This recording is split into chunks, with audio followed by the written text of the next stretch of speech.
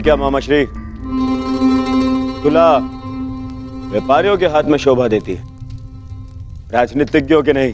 राजनीति दुनिया का सबसे कठिन व्यापार है मेरे प्यारे सम्राट। जहां शत्रु का लाभ और अपनी हानि ठीक से तोली नहीं गई तो पराजय का मुख देखना पड़ता है दुर्योधन। जैसे जैसे ये तुला, जिसकी एक ओर 100 कौरव और दूसरी ओर 5 पांडव, परंतु अभी तक इस तुला का संतुलन बना हुआ है दुर्योधन।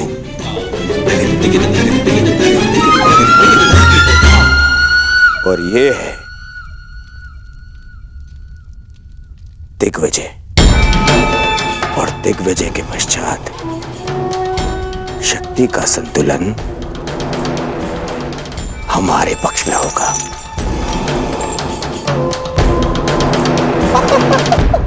तुम नहीं समझोगे मेरे प्यारे सम्राट। राजनीति तुम्हारे बस का व्यापार नहीं न।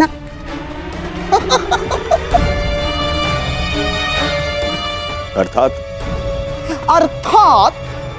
एक चतुर राजनीतिज्ञ के लिए यह आवश्यक है कि अपनी शक्ति बढ़ाने के साथ साथ शत्रु की शक्ति का नाश भी करे। तुला का भार अपने पलड़े की ओर करने के लिए यह आवश्यक नहीं है कि अपना भार बढ़ा लिया जाए। शत्रु का भार कम करके भी यह सब किया जा सकता है दुर्योधन।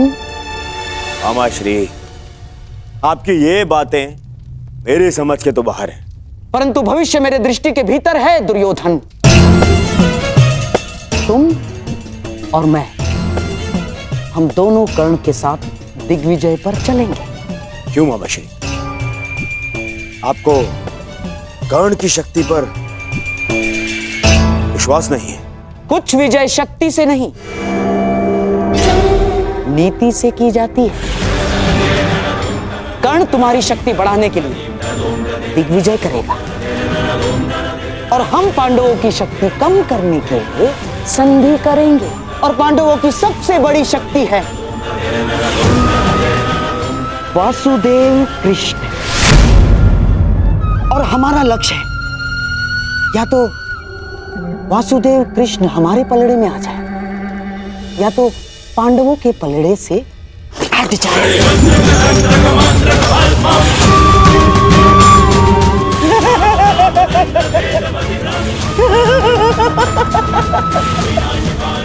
बस इतना कर लो मेरे प्यारे सम्राट, तो सदैव के लिए भारतवर्ष तुम्हारा। वासुदेव कृष्ण।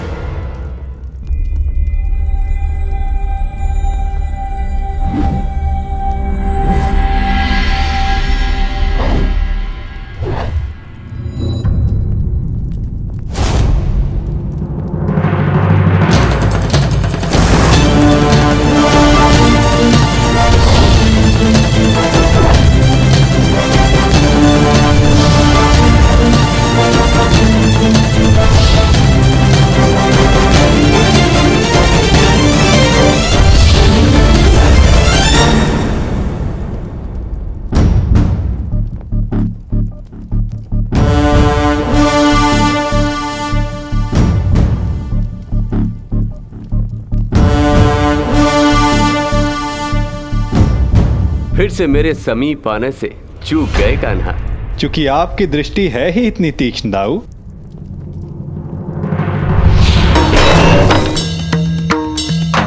यदि रक्षक की दृष्टि तीक्ष्ण ना हुई तो शत्रु का कार्य सरल हो जाता है कान्हा। और मेरी दृष्टि से आज तक कोई भी दुश्मन की परछाई बच के नहीं जा सकी आज तक, और मेरे प्रहार से शत्रु के प्राण।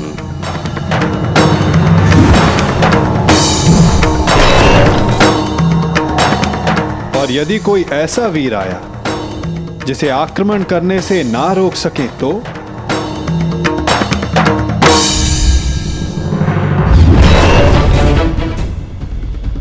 यदि वो कोई मनुष्य हुआ तो अपने काल को पुकारेगा। यदि वो राक्षस हुआ तो वो अपने प्राणों की भिक्षा मांगेगा।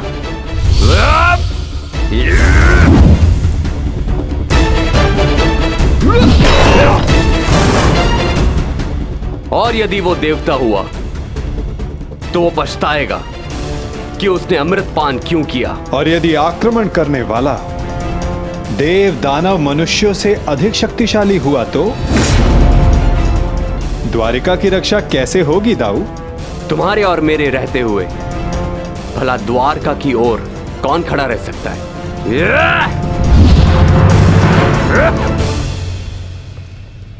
और यदि ऐसा कोई हो जो आपके और मेरे समक्ष खड़ा हो सके तो?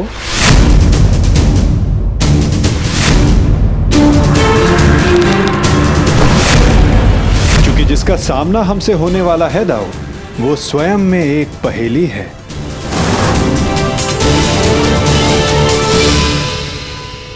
कब कौन समक्ष आ जाए कुछ कहा नहीं जा सकता दाऊ।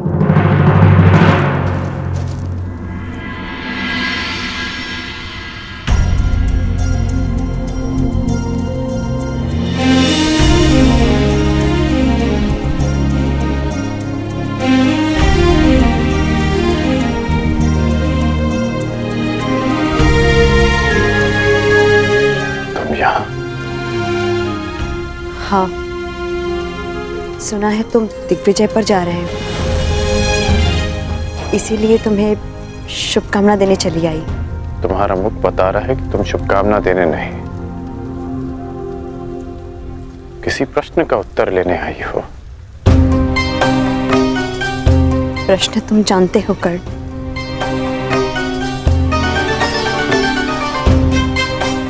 जानता हूं कि मेरा लक्ष्य क्या है, कि मैंने एक महान परिवर्तन का वचन दिया था। वैशाली, मैं उसी परिवर्तन की आशा में दिग्विजय पर जा रहा हूं। वचन तुमने अपनों की सुरक्षा का भी दिया था कर्ण।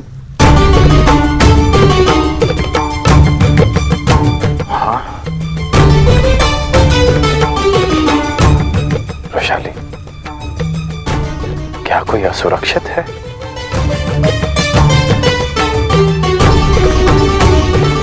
किसी को उसके अधिकारों से वंचित किया गया है क्या? हाँ, तुम्हारे अपनों में तुम्हारे राज्य के निवासियों के अतिरिक्त कोई और भी सम्मिलित है कर्ण।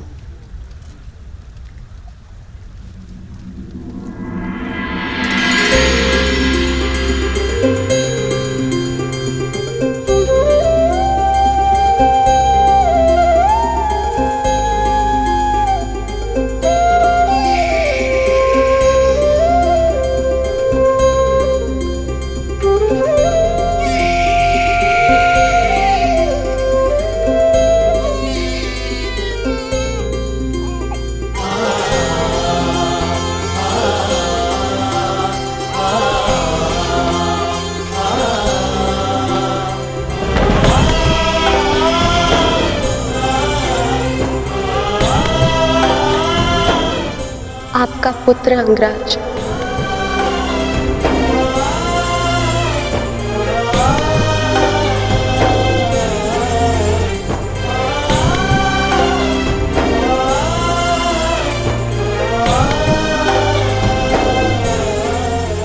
इसका नाम क्या रखा? नामकरण अभी किया नहीं। पुत्र के नामकरण का अधिकार उसके पिता को होता है।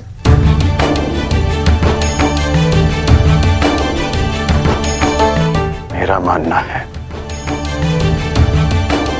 कि वृक्ष पर सबसे पहला अधिकार भूमि का होता है, बीज का नहीं। उसी बात ही एक संतान पर सबसे पहला अधिकार उसकी माता का होता है, जो 9 महीने अपने गर्भ में से रखती है। इसलिए सुप्रिया,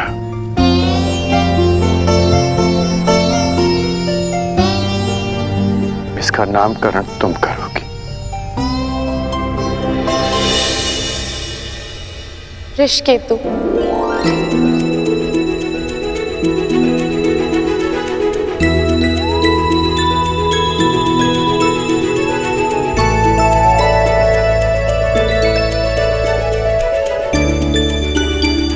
उस रुशाली के नाम पर जिसके त्याग के कारण मैंने आपको पति के रूप में पाया, मैं उसका नाम अपने पुत्र को देना चाहती हूँ।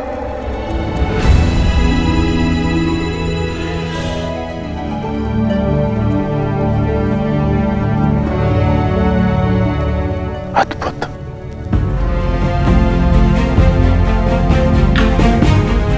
ये नाम सदा इसे परिवर्तन का मार्ग दिखाता रहेगा।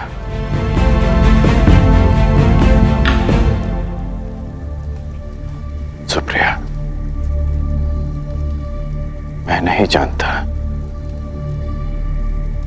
कि दिग्विजय पूर्ण होने में कितने वर्ष लगेंगे।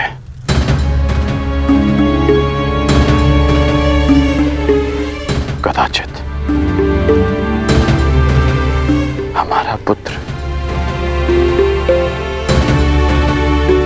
बालक से युवा हो जाएगा। तुम इसका ध्यान रखना।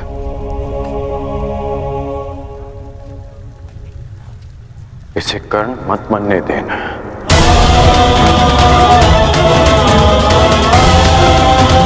आवश्यकता पड़ने पर इसे वचन तोड़ना भी सिखाना।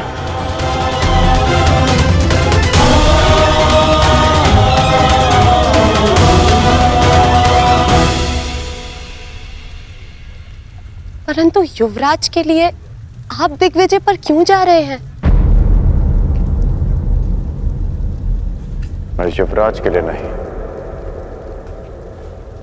परिवर्तन के लिए जा रहा हूं। मेरी इच्छा है कि मेरी संतान एक नए भारत में पले, परिवर्तित भारत में, जहां कोई अन्याय ना हो, अत्याचार ना हो, कोई भेदभाव ना हो, जहां श्रेष्ठता जन्म से सिद्ध ना हो, अपितु कर्म से सिद्ध हो, जहां किसी और कारण को नियमों में भंग कर एक स्त्री का चीरहरण ना देखना पड़े।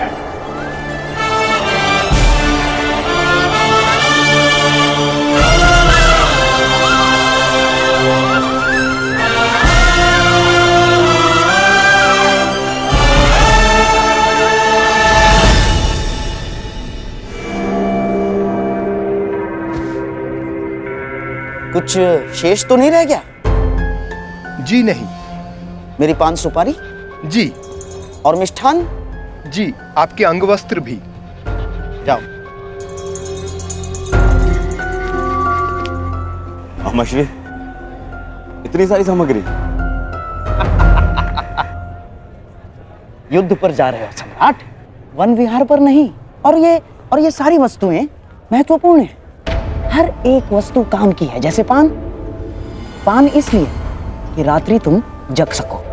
किसे क्या शत्रु रात्रि में आक्रमण कर दे। और हाँ, मिष्ठान इसलिए कि आवश्यकता पड़ने पर भूखा ना मरना पड़े। अतिरिक्त अंगवस्त्र भी ले लिए मैंने, आवश्यकता पड़े तो ले लेगा। ये सब क्या है गांधार नरेश?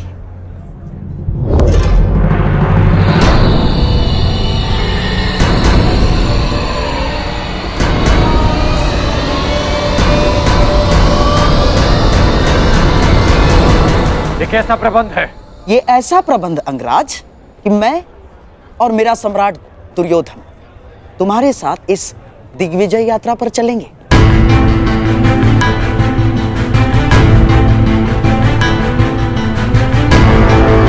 परंतु इसकी क्या आवश्यकता है? आवश्यकता है अंगराज, आवश्यकता है। तुम उन राजाओं पर विजय तो पालोगे, परंतु उनके समक्ष संधि की शर्तें कौन रखेगा?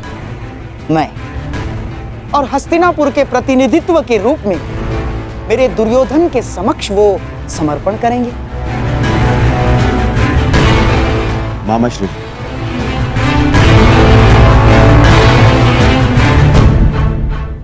मित्र, मैं केवल इसलिए चल रहा हूं ताकि अपनी आंखों से तुम्हें सभी राजाओं पर विजय प्राप्त करते हुए देख सकूं। परंतु यदि तुम नहीं चाहते कि मैं साथ चलूं, तो हम नहीं जाएंगे। नहीं युवराज, आपकी इच्छा, इस सेवक के लिए आदेश है, मुझे कोई आपत्ति नहीं। तो ठीक है, हम दिग्विजय यात्रा का प्रारंभ द्वारका से करेंगे। पांचाल दिग्विजय यात्रा पांचाल से आरंभ होगी।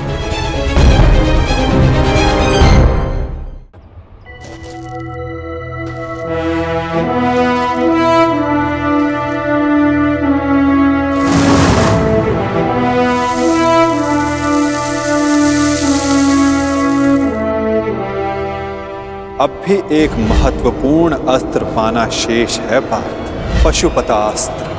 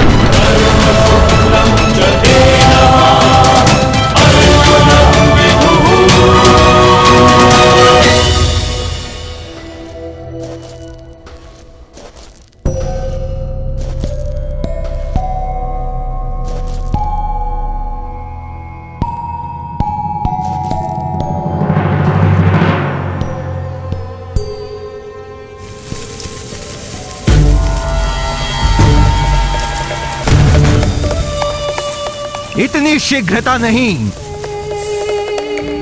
मेरा लक्ष्य तुम्हें हानि पहुंचाना नहीं है, मुझे मार्ग दो। मार्ग में आए हो तो बिना युद्ध किए नहीं जा सकते। जो कुछ उस कुरु सभा में हुआ, उसके पश्चात पांचाल विष उगलने को तैयार होगा, और इससे पहले पांचाली के पिता अपनी पुत्री के अपमान का प्रतिकार करें। हमें उन पे आक्रमण करके उन्हें निशक्त करना होगा।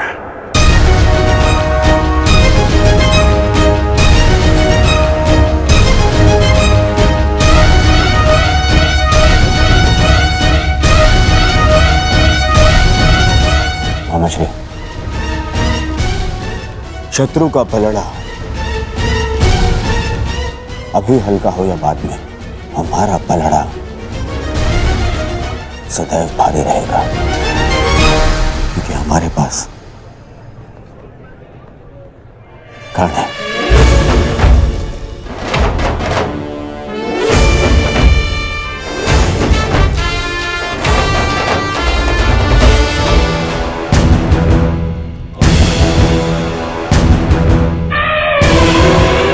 धर्म अनुसार आक्रमण से पूर्व हमें पांचाल को चेतावनी देनी होगी। आक्रमण से पूर्व उन्हें समर्पण का अवसर देना आवश्यक है। मामाश्री, कहीं ऐसा ना हो कि हमारी दिग्विजय से पहले अर्जुन दिव्यास्त्र प्राप्त कर ले। इसीलिए तो मैं पहले द्वारका पर आक्रमण करवाना चाहता था दुर्योधन, परंतु चिंतित ना हो, पशुपतास्त्र पाना कोई सरल कार्य नहीं। मार्ग में बहुत सी बाधाएं भी हैं सम्राट। मैं तुम्हें हानि नहीं पहुंचाना चाहता, परंतु मुझे मेरा मार्ग भी बनाना है।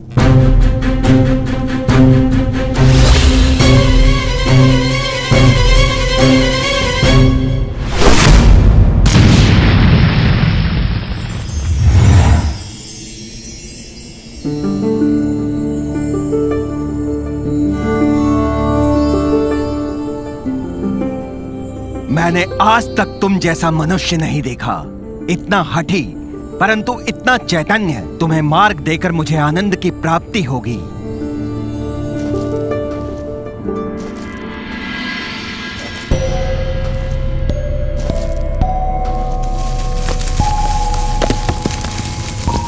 कौन है? कौन है यहाँ?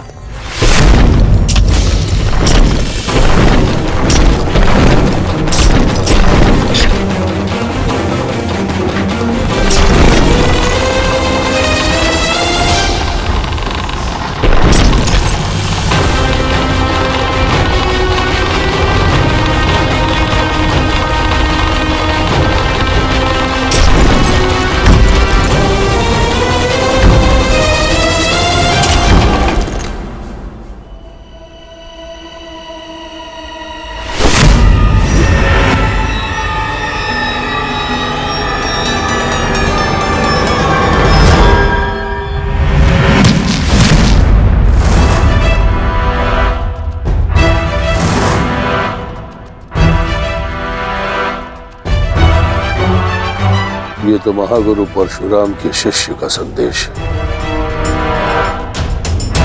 परंतु किसका? द्रोण का, भीष्म का, या फिर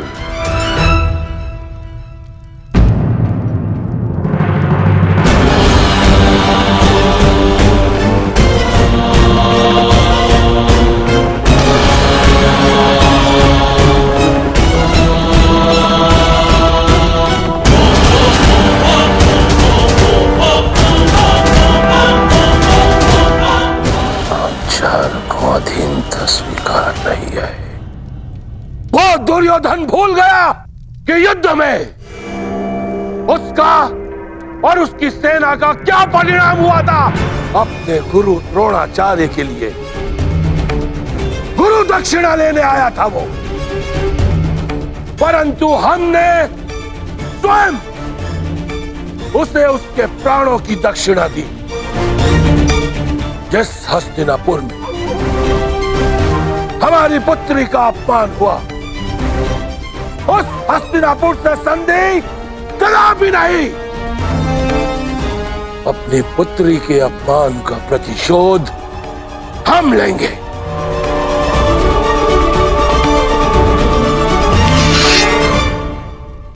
यह पांचाल नरेश द्रुपद हस्तिनापुर के विरुद्ध युद्ध का शंखनाद करता है। धृष्टद्युम्न, पांचाल के सबसे घातक अस्त्र को प्रस्तुत करने का समय आ गया है।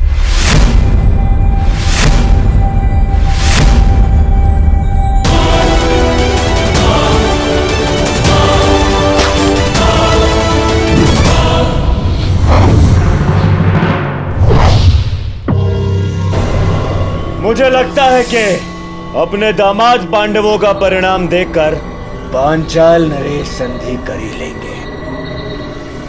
मुझे विपरीत उत्तर की अपेक्षा है युवराज।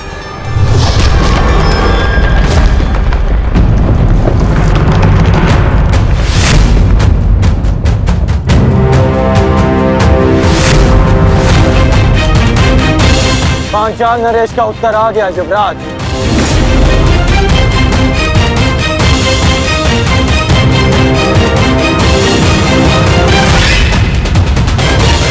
शांति सदा युद्ध से श्रेष्ठ होती है।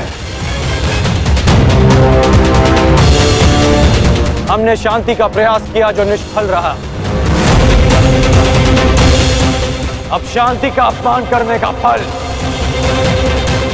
पांचाल नरेश को चुकाना होगा।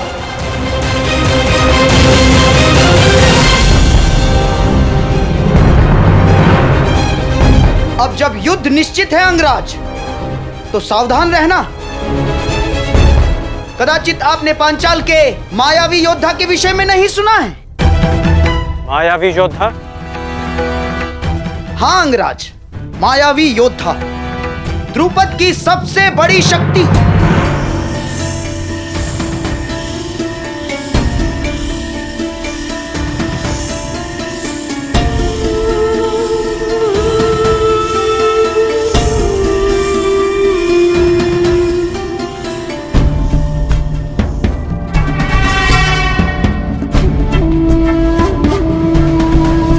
हस्तिनापुर ने पांचाल पर आक्रमण कर दिया है और इस समय पांचाल की ढाल तुम हो।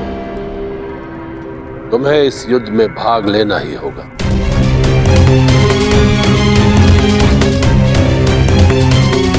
गहरे काले वस्त्रों में योद्धा नहीं, अंधकार है वो। जहां जाता है शत्रु के दल में अंधकार फैला देता है वो। तो फिर आज इस अंधकार का भी अंत होगा गांधार नरेश। सामान्य योद्धा नहीं है वो अंगराज। उसकी उपस्थिति मात्र से शत्रु योद्धाओं में पराजय का भय बैठ जाता है। शत्रु के चैतन्य को अंधकार में बदल देता है वो। उसका मुख आज तक किसी ने नहीं देखा अंगराज।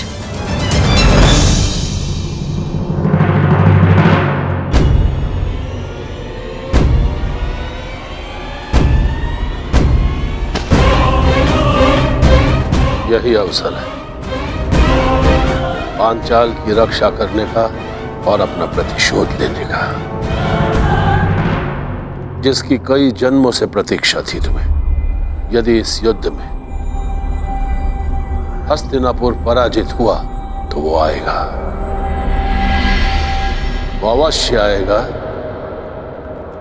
जिसकी तुम्हें प्रतीक्षा है।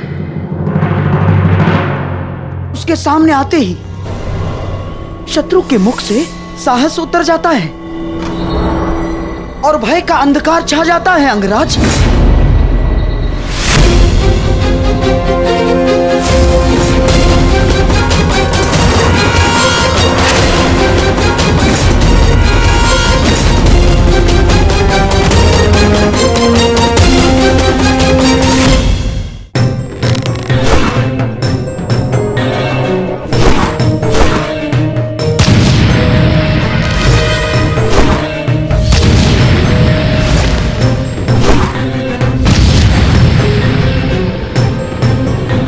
चट्टान पर बाणों का प्रभाव क्यों नहीं हो रहा?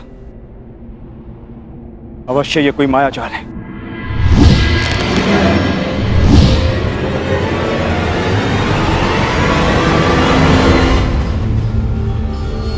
मैं तुम्हें चेतावनी देता हूं, मुझे युद्ध के लिए विवश मत करो। जिस किसी का भी ये माया जाल रचा है मेरे समक्ष प्रस्तुत हो।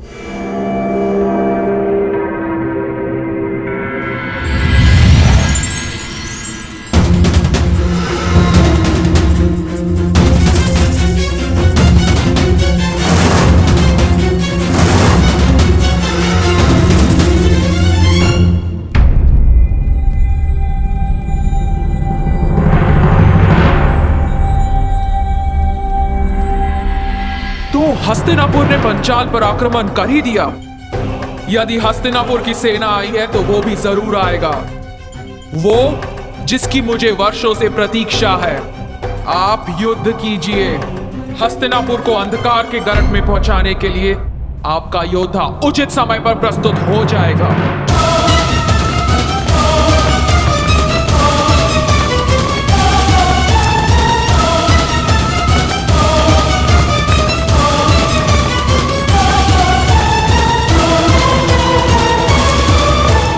लगता है पांचाल नरेश अपनी सारी सेना ले आए।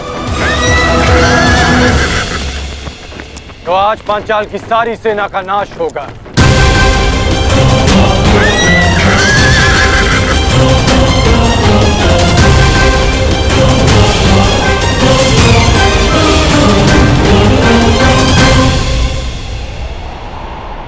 द्रुपद कोई विकट व्यू रच रहा है अंगराज। विकट नहीं, महाविकट व्यू गांधार नरेश।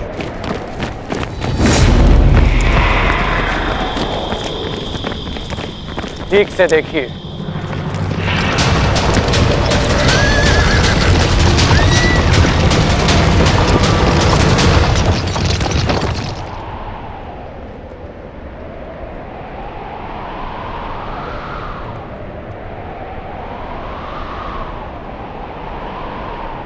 पूंछ की ओर से सेना का प्रवाह आगे होगा और 6 फनों की अगुवाई करेंगे 6 महारथी।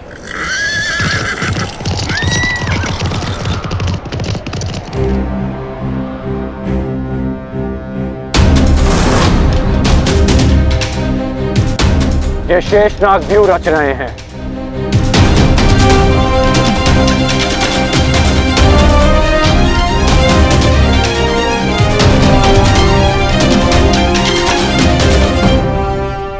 पहले ही प्रयाण में इतनी बड़ी समस्या। हम वन भ्रमण पर नहीं, दिग्विजय पर निकले हैं गांधार नरेश। दिग्विजयों का सामना तो करना ही होगा।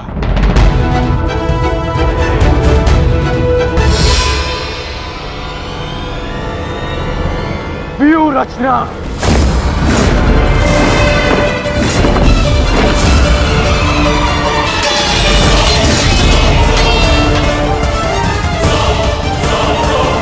शेषनाग व्यू का उत्तर है गरुड़ व्यू।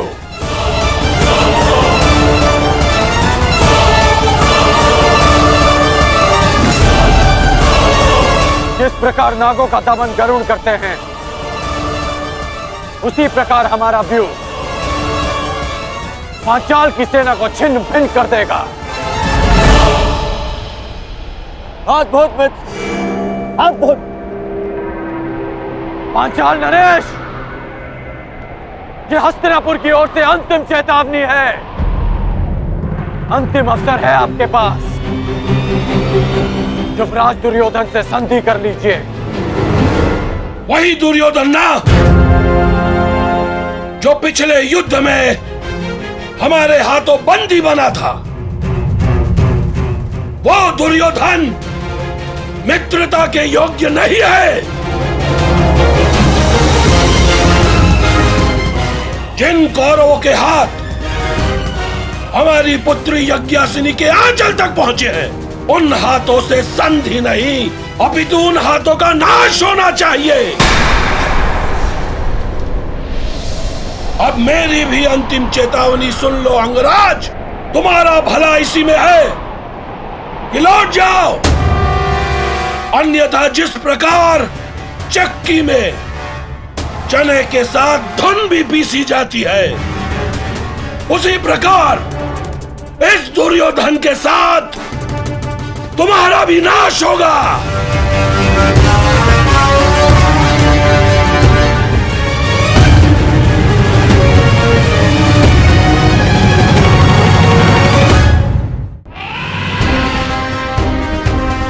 तुम्हारा भला इसी में है कि लौट जाओ।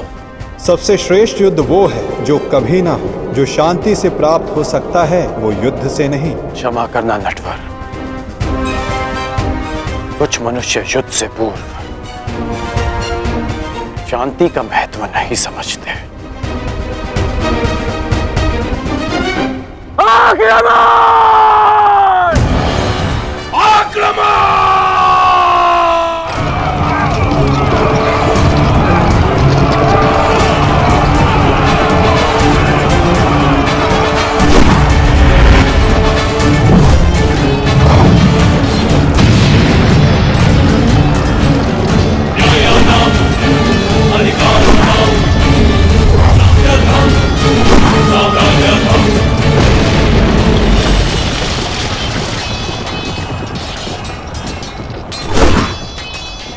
आज मैं और मेरा पुत्र इसी रणभूमि में द्रौपदी के अपमान का प्रतिशोध लेंगे। आज पांचाल की 5 नदियां कौरव सेना के नाश की साक्षी बनेगी।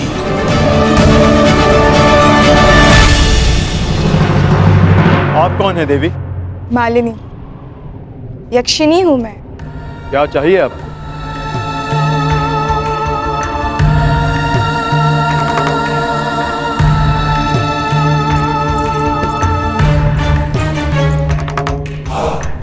तुम्हारा प्रेम,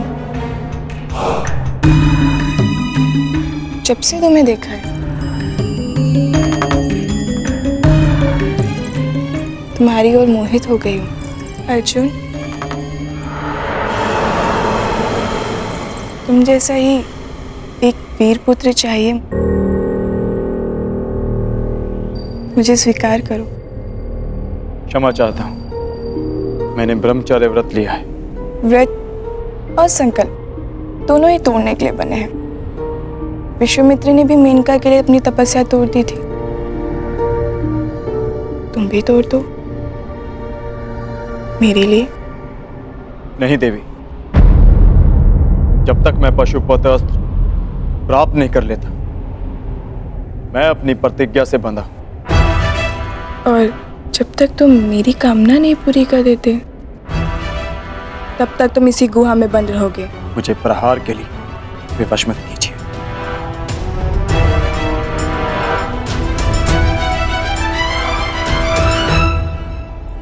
प्रयास करो। स्त्री पर अस्त्र उठाना क्षत्रिय धर्म नहीं, परंतु जो स्त्री काम वेश में आकर पुरुष का धर्म भंग करना चाहे, जिसे मर्यादा का ज्ञान ना हो, जो अपनी ही काम पूर्ति के लिए अपनी शक्तियों का दुरुपयोग करे, उसे राक्षसी माना गया।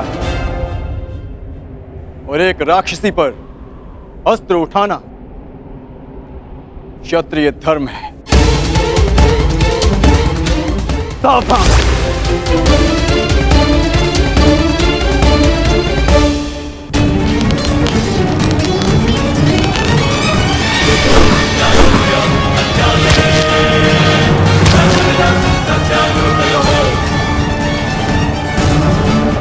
नरेश, आप भूल रहे हैं कि मैंने किससे शिक्षा ली है। कदाचित आपने मुझे स्वयंवर में अपने कौशल प्रदर्शन का अवसर दिया होता, तो आज आप मुझसे युद्ध करने का दुस्साहस नहीं करते।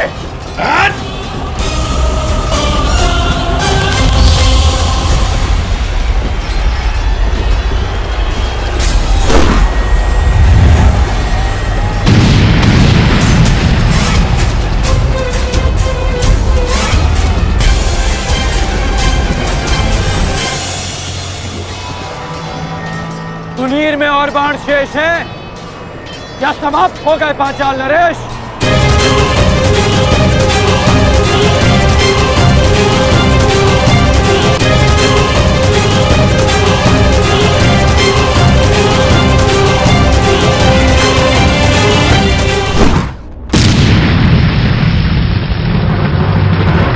सुनीर में और बाण शेष हैं या समाप्त हो गए पांचाल नरेश?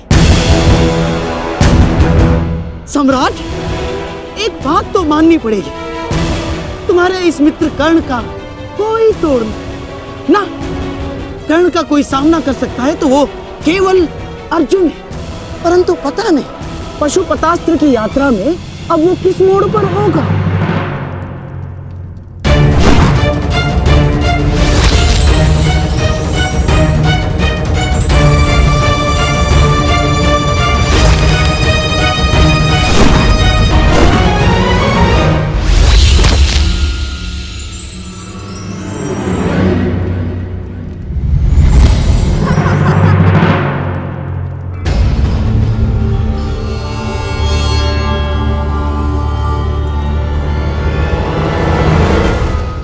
बड़े भोले हो तुम कौनते। जिस अस्त्र से मुझे मारा जा सके वो तुम्हारे पास नहीं है, परंतु जिस अस्त्र से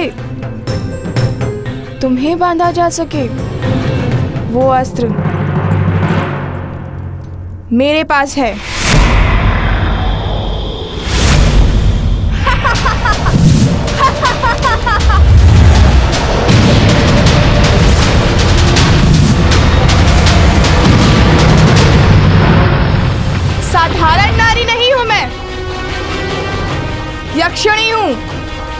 वरदान प्राप्ति अक्षिणी।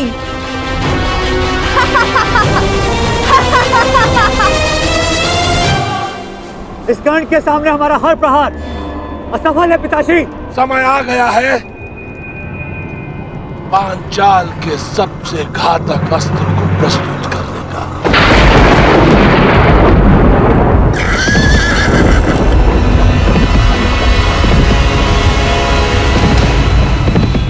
अब भी समय है पांचाल नरेश, हस्तिनापुर की अधीनता स्वीकार कर लो। जिसकी पुत्री द्रौपदी ने इतना सब कुछ सहने के पश्चात भी दासी बनना स्वीकार नहीं किया, तो फिर उसका पिता द्रौपद दास बनना कैसे स्वीकार कर सकता है?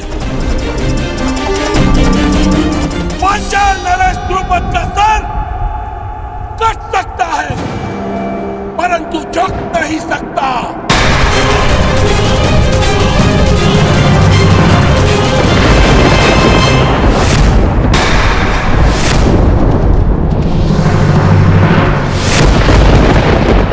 मुझे युवराज दुर्योधन के चरणों में राजाओं के मस्तक चाहिए।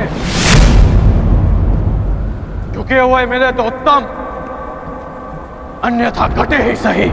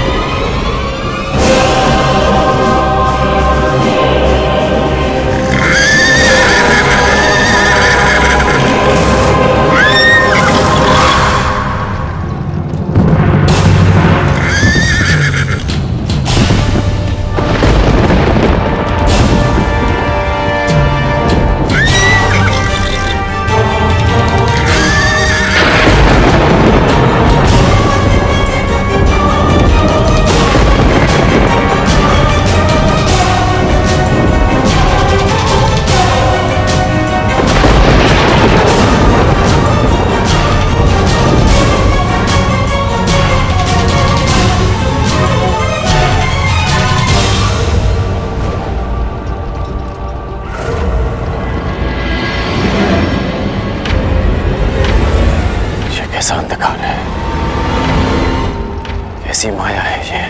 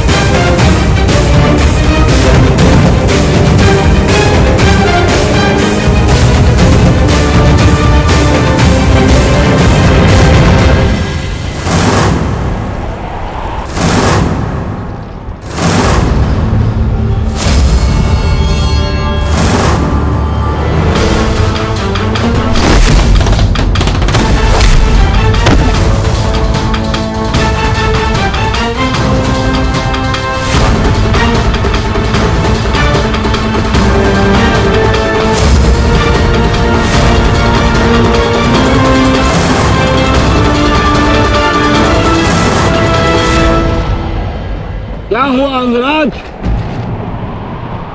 क्या हुआ? अब करो प्रहार। प्रहार करो अंगराज, प्रहार करो। कौन है ये?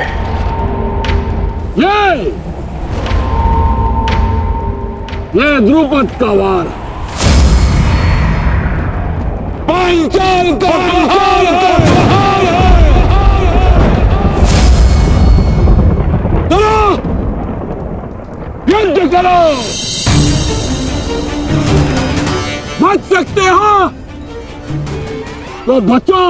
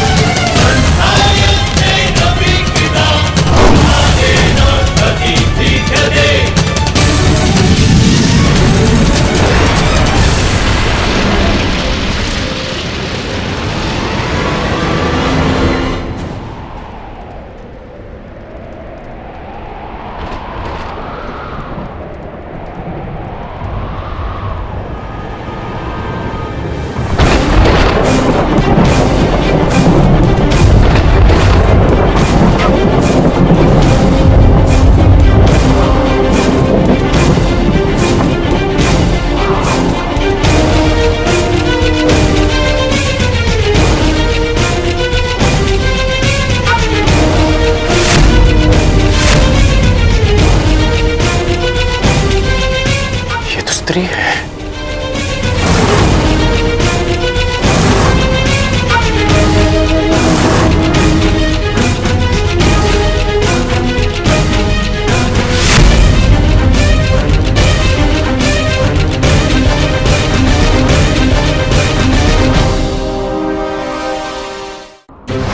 सावधान कर्ण।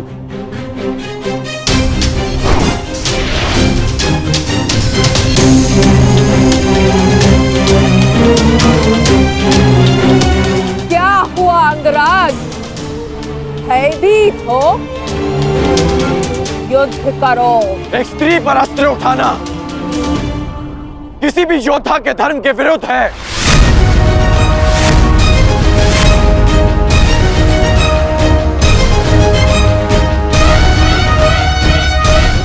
अब क्या करोगे मित्रगण? क्या स्त्री पर अस्त्र न उठाने के कारण हम दिग्विजय का पहला ही युद्ध हार जाएंगे? रुको मत अंगराज, युद्ध करो, क्योंकि जब तुम युद्ध करोगे तब तुम पराजित होगे, और जब हस्तिनापुर पराजित होगा तभी वो आएगा, तभी वो आएगा।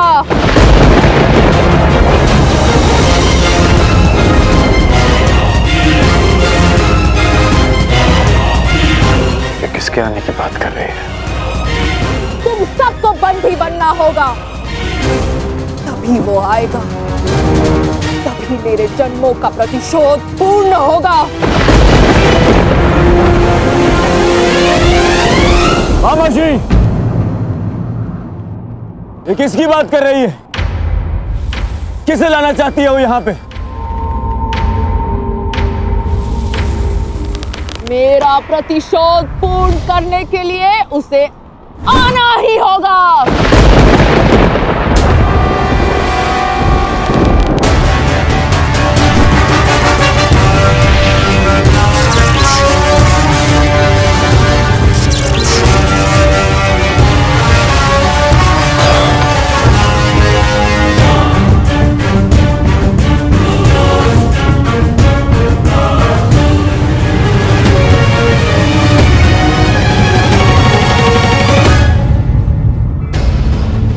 दिव्य कवच तुम्हें प्रहार से बचा सकता है अंगराज, परंतु कब तक? तुम्हें हारना ही होगा। कौन हो तुम वीरांगना? और किसके आने की बात कर रही हो?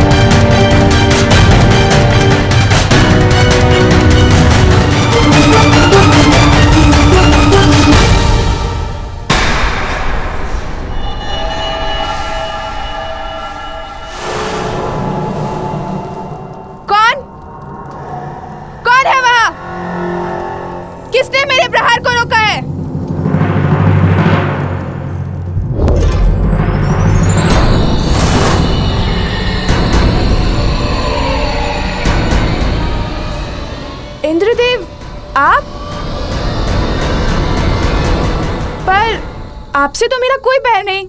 मेरे पुत्र से बैर कर कर तुमने मुझे अपना बैरी बना लिया।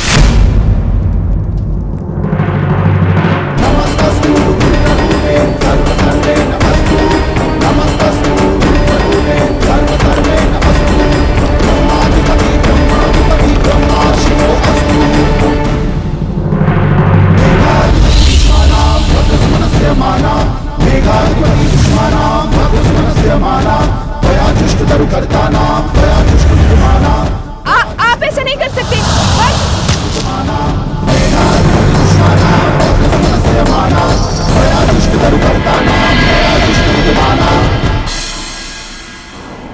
बताओ कौन हो तुम? अपना परिचय दो। अंगराज, यह शिखंडनी है, शिखंडनी।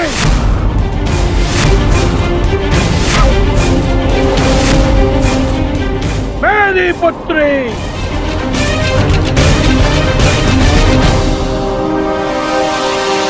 युद्ध करो अंगराज,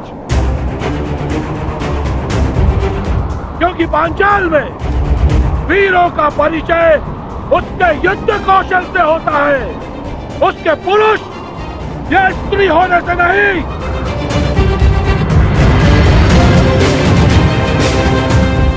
और यदि लड़ने का साहस नहीं है तो बुलाओ उसे, मेरे सामने लाओ। मैं एक स्त्री पर अस्त्र नहीं उठा सकता, और ये पता नहीं किसे लाने की बात कर रही है।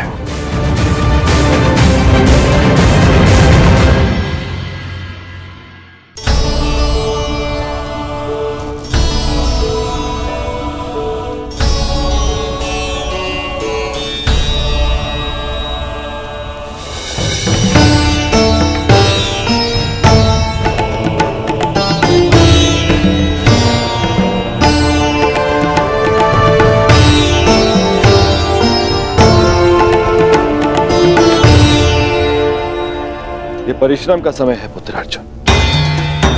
हमारा लक्ष्य कैलाश है। जाओ, कैलाश का मार्ग उस ओर है। जाओ अर्जुन, कैलाश की ओर प्रस्थान करो। विजयी भाव, यशस्वी भाव, सफल भाव।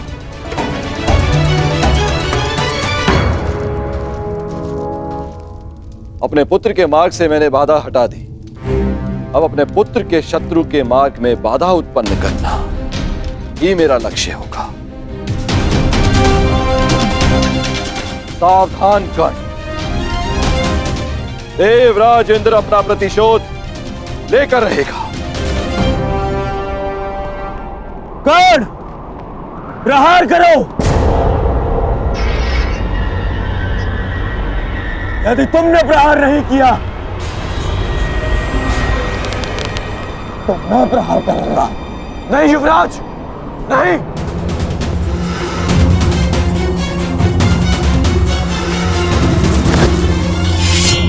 यदि तुम प्रहार नहीं करोगे तो मैं करूंगी।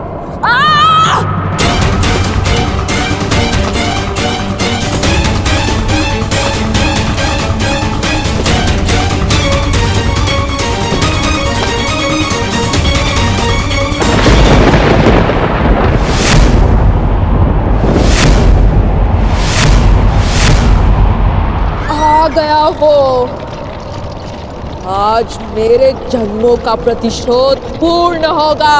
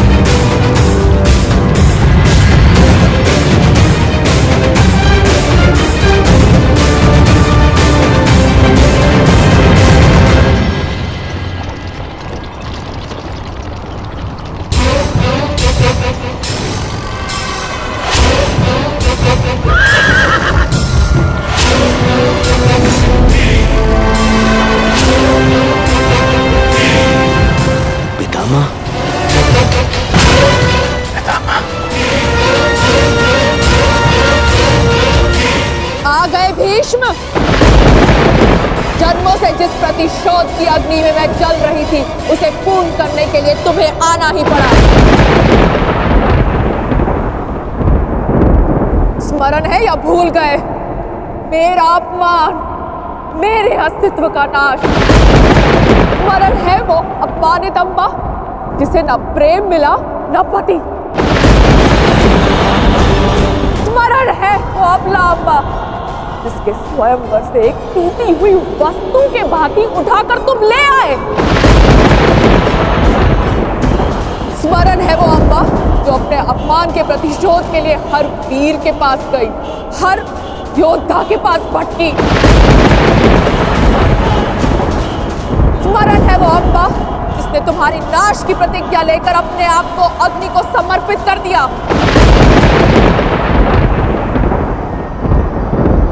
हाँ भीष्म, मैं उसी अम्बा का पुनर्जन्म हूं। शिखंडिनी, शिखंडिनी, शिखंडिनी।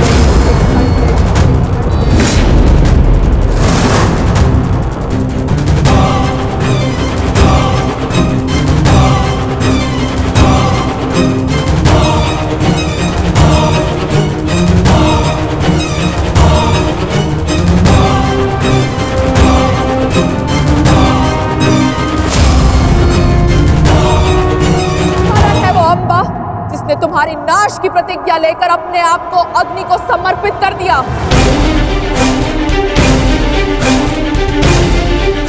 हाँ भीष्म, मैं उसी अम्बा का पुनर्जन्म हूं। शिखंडिनी, शिखंडिनी, शिखंडिनी।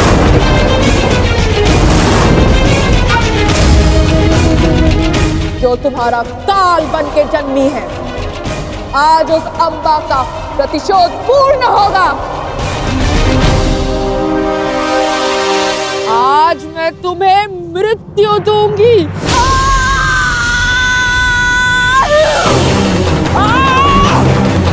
कौन? पितामह को बचाओ, रोको उसे।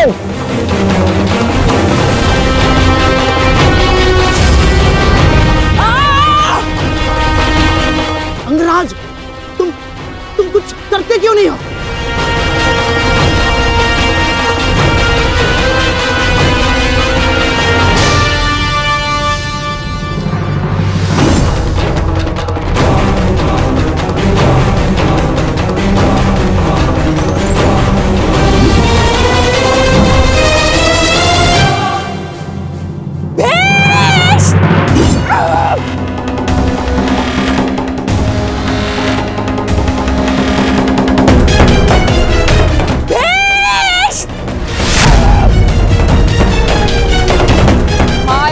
के बच नहीं पाओगे भीष्म।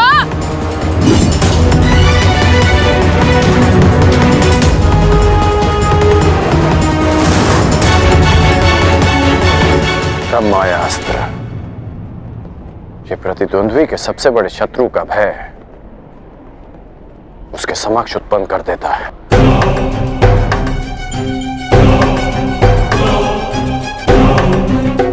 आज मैं तुम्हारे हर एक प्रतिबिंब का नाश कर दूंगी।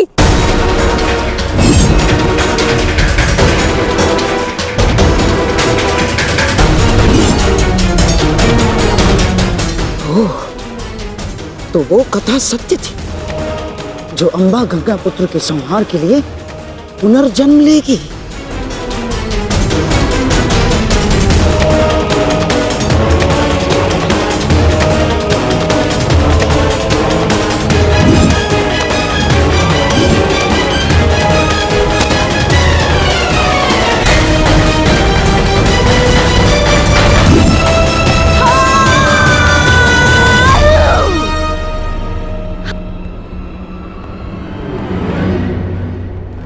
मुझे मेरा प्रतिशोध लेना है।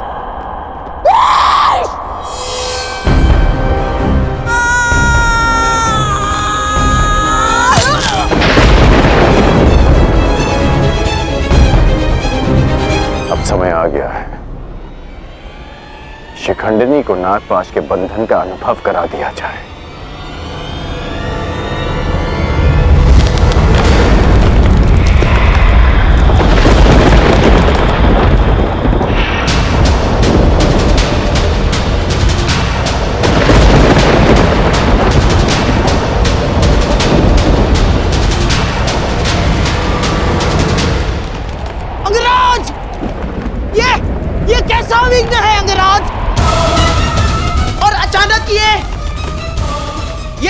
जलवायु परिवर्तन कैसा?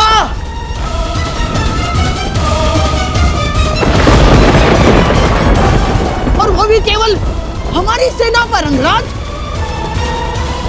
अंगराज, उधर पांचाल की सेना के ऊपर का आकाश तो स्वच्छ है। अब ये किस शत्रु की माया है अंगराज? ये सब क्या हो रहा है सूर्यदेव?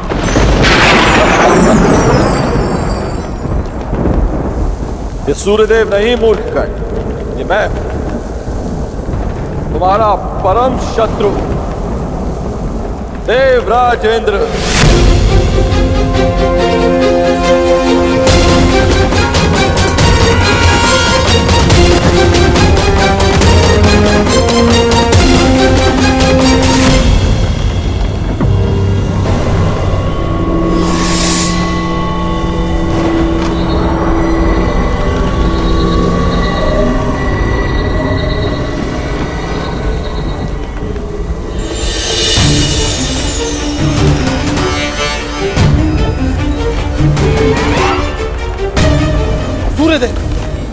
ये आप क्या कर रहे हैं? अब क्यों मेरे मार्ग में आ रहे हैं? देवताओं के राजा होने का ये अर्थ नहीं है कि आप ही को अपनी शक्तियों का प्रयोग करने का अधिकार है।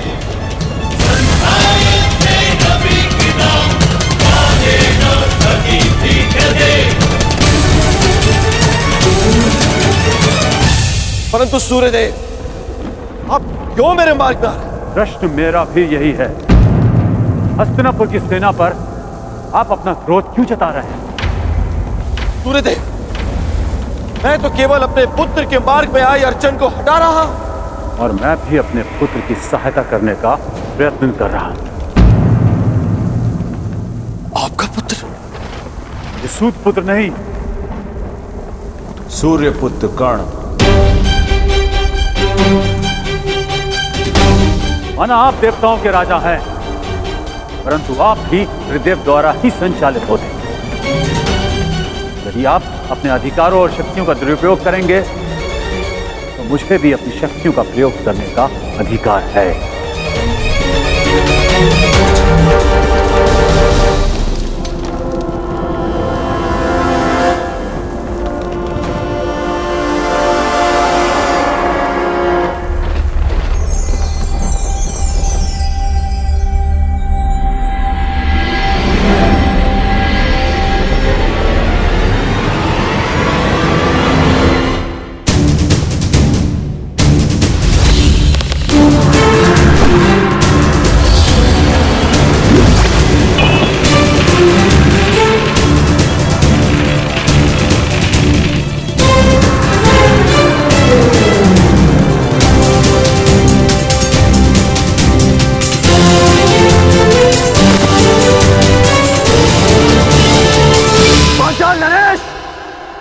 यदि अपने राज्य का विध्वंस नहीं चाहते हो तो अपनी पराजय स्वीकार करो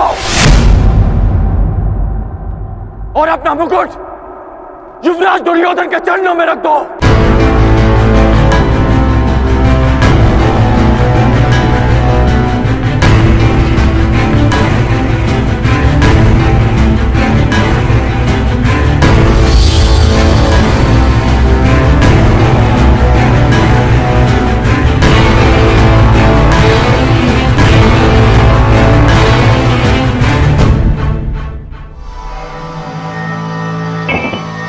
मामाश्री, आज इस विजय से मेरी उस पराजय के अपमान का दंश मेरे हृदय से निकल गया जब मैं आचार्य द्रोण को उनकी गुरु दक्षिणा नहीं दे पाया था। मेरा सम्मान स्वीकार कीजिए वीरांगना। निश्चित रूप से आप एक महान योद्धा हैं। क्षमा कीजिएगा कि मुझे एक स्त्री को नागपाश में बांधना पड़ा। क्यों तुम पुरुषों को यह अभिमान है कि स्त्री केवल दया का पात्र है? कि वो दुर्बल है? कि वो केवल सृजन कर सकती है?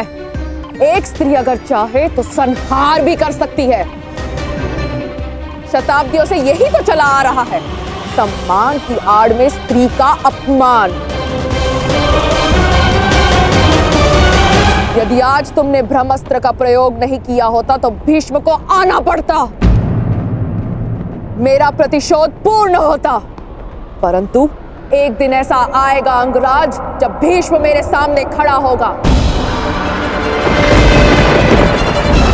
और वहां ना तुम उसकी रक्षा कर सकोगे ना तुम्हारा ब्रह्मास्त्र। स्मरण रखना अंगराज, एक स्त्री का प्रेम अगर संसार रच सकता है तो उसकी क्रोध की अग्नि सब कुछ भस्म भी कर सकती है। स्मरण रखना, एक महायुद्ध होगा, महाविनाश होगा और उस विनाश को तुम भी नहीं रोक पाओगे। जहां तुम भी अपने घुटनों पर बैठकर अंतिम सांस लोगे। स्मरण रखना कर्ण।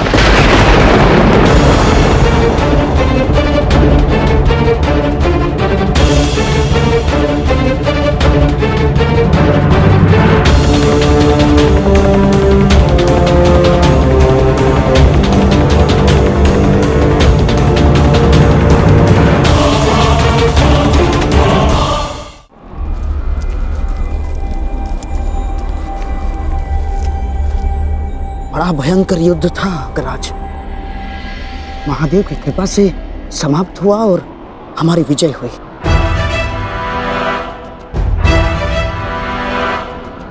अभी कई युद्ध शेष हैं और कई विजय प्राप्त करनी है गांधार नरेश। हाँ। मैं इस दिग्विजय यात्रा को अंत तक अवश्य पहुंचाऊंगा।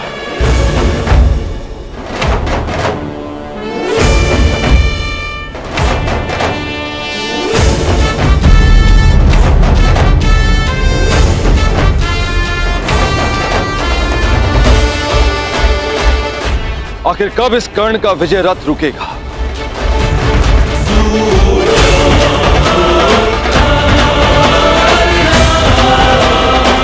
अब तो मैं खुलकर कुछ कर भी नहीं सकता, कोई प्रहार नहीं कर सकता, क्योंकि तुरंत सूर्यदेव इसके समर्थन में आ जाएंगे। सूर्य पुत्र कर्ण,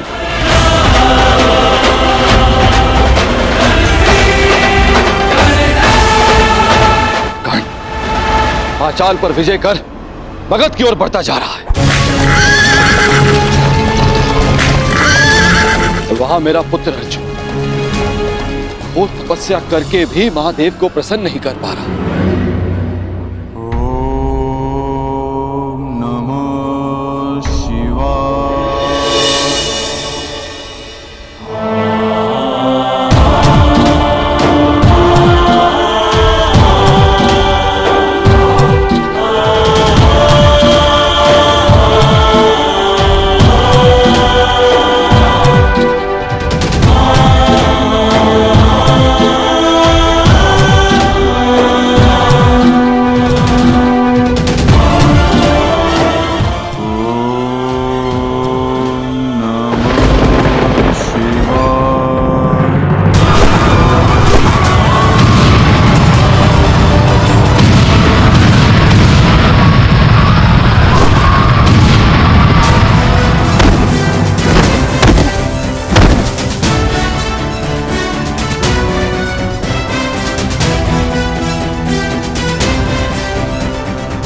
कर्ण ने कलिंग और बंग पर भी विजय प्राप्त कर लिया।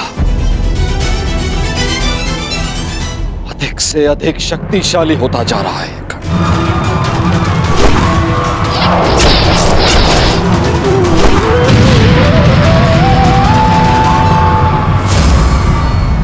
अर्जुन, सब पर शीघ्र प्रसन्न होने वाले महादेव ना जाने कब मेरे पुत्र अर्जुन पर कृपा करेंगे।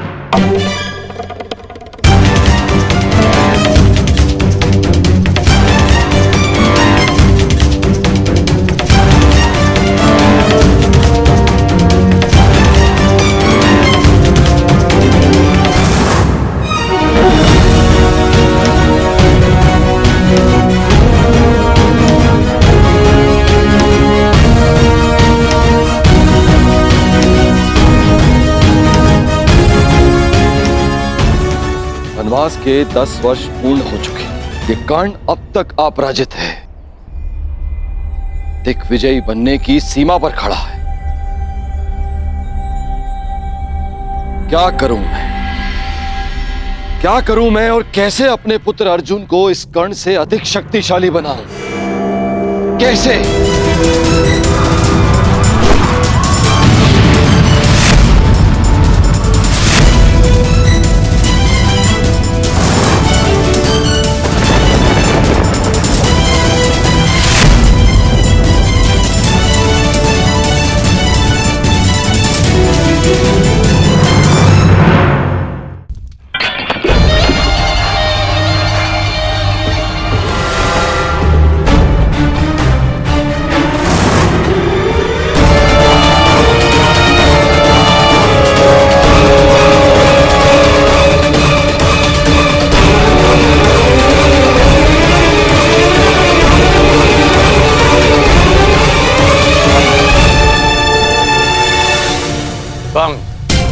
छेदी, कलिंग, मगध, त्रिगद, मत्स्य,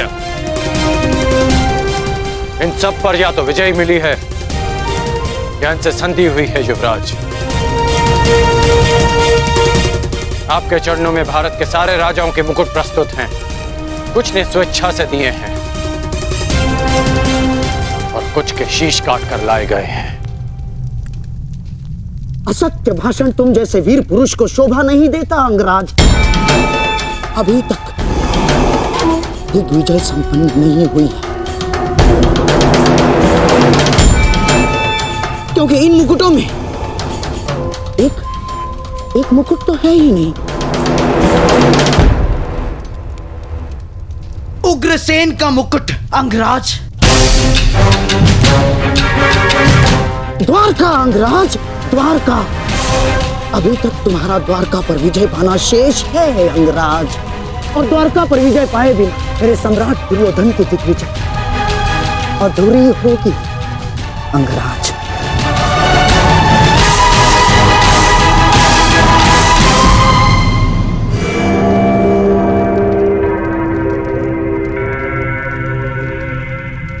द्वारका से युद्ध यानी वासुदेव से द्वंद्व।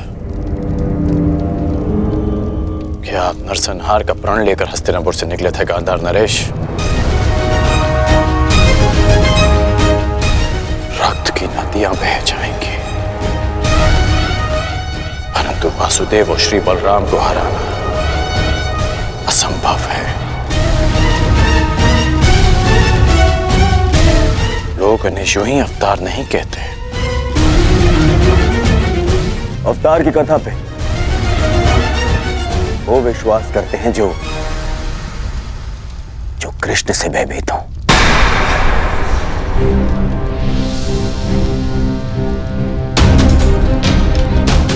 तुमने ही कहा था ना मित्र कि भावी युद्ध के लिए शक्तिशाली राजाओं को अपने समर्थन में लेना आवश्यक होगा। बिना द्वारका के ये कैसे संभव होगा मित्र? तुमने मेरे लिए दिग्विजय का वचन दिया है, क्या उसे पूर्ण नहीं करोगे मित्र? द्वारका का साथ अवश्य मिलेगा युवराज। शक्तिशाली को मित्र संधि से बनाया जाता है, युद्ध से नहीं। हमें वासुदेव और श्री बलराम से संधि करनी होगी।